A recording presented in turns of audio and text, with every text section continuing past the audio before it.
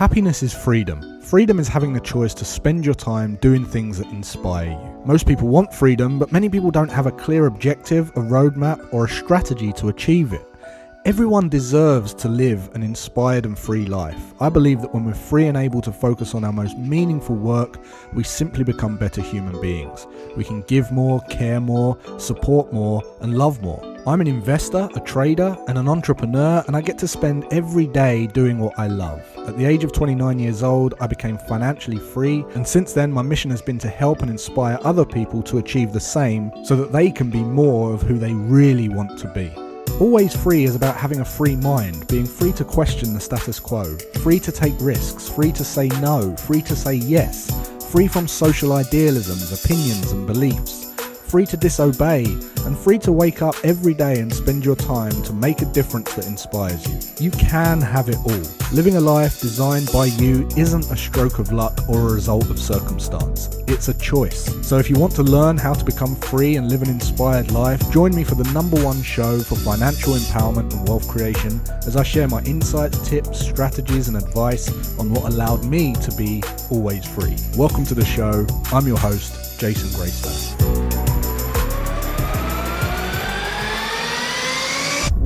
Well, welcome to the Always Free podcast. I hope you're doing well. Hope you've had a good week so far. Doing it a little bit different this week because we normally put the podcast out audio only, but this week I decided to stream it out onto Instagram as well. So if you're watching here with me whilst I'm going through the topics of this podcast, thanks for joining. I hope you get some value. This is the #1 podcast for financial empowerment and wealth creation. So if this is the first time you're listening, welcome. I highly recommend you go back to episode 1 and start listening there. You're going to get the most from this podcast if you start listening at episode 1.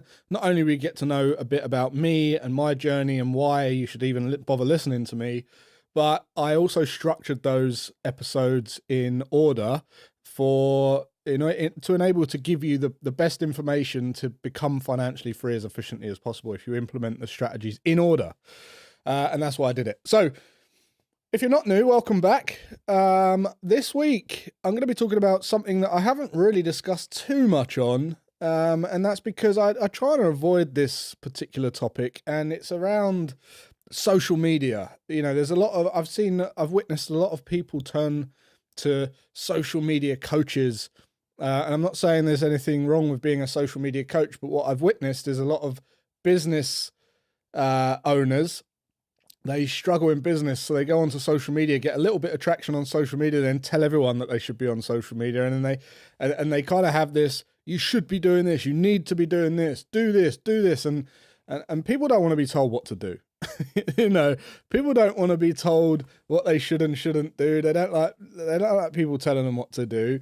And, when you're telling someone they need to be doing something, all that's doing is you're not really connecting with them at where they're at. Having said that, there's no denying that there is a huge benefit to building a personal brand and using social media and, really utilizing these tools that we've got today to have phenomenal business success, as many of you listening will agree with, right? Some of you guys have built social media, whether it's on your business or whether it's through your personal brand. You've raised your social media following, and as a result, that converts into spreading more value to more people, and therefore more money to you, and more wealth and more fair exchange to you in the terms of cash, right? Which you can then take and build wealth with. So great. That's what we want to do, right? So what I wanted to do on this episode is just share with you, for really the first time ever publicly, I'm a bit obsessed with stats, and I'm a bit obsessed with trends, and I'm a bit obsessed with tracking data and seeing what works and what doesn't work, because I need to do that for other endeavors in my life. And what I thought it'd be useful to do is just look back and pinpoint the kind of common things that I think are the most valuable, the most effective things that you can do or implement when it comes to social media that will give you astronomical returns or significant benefits, or, great results in your business, or, massive growth, or whatever it might be. And it all comes down to this, right? Because at the end of the day, I was an electrical engineer. I put myself in a position where I became financially free, which was amazing, right? And once I become financially free, I then was able to, have a little think about this stuff and what I was going to say and how I was going to talk and all this kind of thing. So now we're in a position where I've looked back and I think, well, yeah, we've got massive benefits from a business standpoint, and that's great. Neighbour's dog's going crazy out there. Apologies for the barking. I can see them. They're arguing at something. Anyway, here's what I would say. Number one, consistency, right? Establish a consistent presence.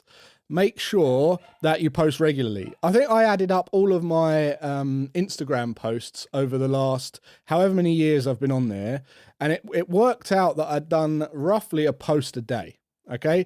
Now, a post a day for 7 years, or however long it was since 2015, that's consistent, right? That's pretty consistent. If you can do a post every single day for 6 or 7 years, that's pretty consistent. And I would say if you can do more, great. But if you can do like 10 one day and then 1 and then none for 3 days, it's better to just reduce it down and do 1 or 2 per day rather than try and go all in on one day and then, and then none and then disappear, because that subconsciously you lose people's trust subconsciously. Okay. Trust is all about someone showing up, dependable, relying on them, being there, familiarity and all that kind of thing. And that comes with consistency. And that's what I've found. So consistency, I know everyone talks about it, but that's kind of the given. The next one is engage with your audience. So I see people create accounts and they post, and then they do a YouTube channel, and then they put a video up there, and then the comment section's like, well, we're talking amongst ourselves. Not only are you going to be able to build connection with a community by commenting and replying to their comments, right?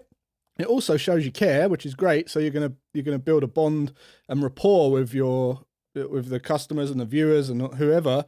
But also it helps with the algorithm on the platforms as well. So the platforms want you to engage and want you to provide value. And I don't think a lot of people get their head around this. If you think of, let's just say I started a company and it's called YouTube, and my goal is to make money, right? So if my goal is to make money, how can I make money with a platform that just allows people to upload videos? Okay, well, I can charge ads, right? I can charge for people to advertise on my platform, but actually I need the companies to want to pay me to give me their ads, right? So why do I do that? Okay, well, I want valuable creators. I want valuable content. I want people to do well. I want people to create, and I want to help them.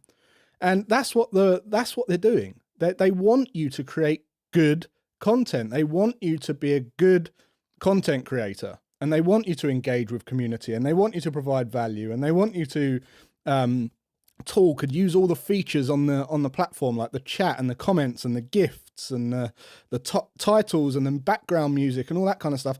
They're creating these features for you to use, and if you use them, they'll reward you and they'll help you. They have to help you. Like YouTube and Google and all that, they're not working against you as a creator. They want you to do well. That's their whole business model, and I don't think people quite get that in their heads. So engage with the audience. The next thing is leverage influencers, right? And I hate this word influencers. Like anyone that calls themselves an influencer, I absolutely cringe, because it's not actually a title of anything. An influential person in a field, yes, maybe, if you don't call yourself that. But the thing is this, there are influential people in your field, and there are influential people in all fields.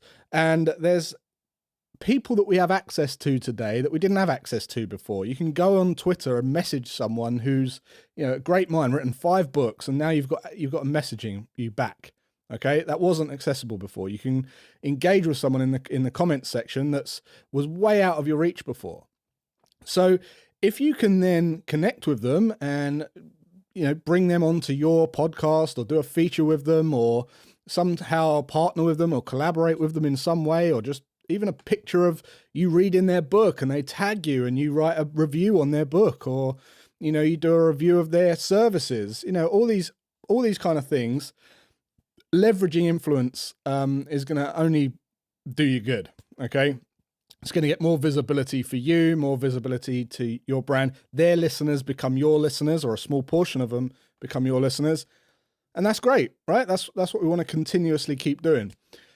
The next one is a big one, and this is the one that I see not a lot of people doing, and that's creating valuable quality content, right? High quality content that is relevant to your target audience. So I don't mean, oh, hang on, you're talking about this and that doesn't interest me. That's not high value to me. That's not quality to me. Or you're using this amazing camera. That doesn't matter, right? High quality content is relevant to your target audience. They don't care if it's over flipping speakerphone, megaphone, or a piece of wet string. They want the information, the value. And if you can share the value, they don't care what it looks like or what it sounds like. They just want the value. They want to know that you understand them and you're like them and you've been there and you've got solutions that can help them along their journey or get over a hump or a hurdle. Okay.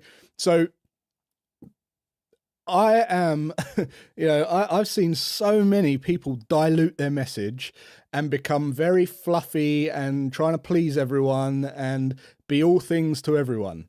And I can tell you, you just get lost in this sea of coaches, and I use the word coaches because I know coaches are great and coaches are important, but that is one industry that has now gone, everyone's a coach, everyone's a life coach, everyone's, this, and they start talking about mindset and they start talking about,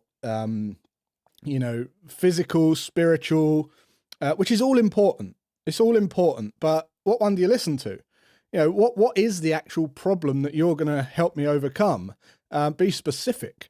I'm sure mindset is very important in fitness, and I'm sure mindset is very important in trading, and I'm sure mindset's very important in business and parenting and all that kind of stuff. But what is they don't know that that's a problem.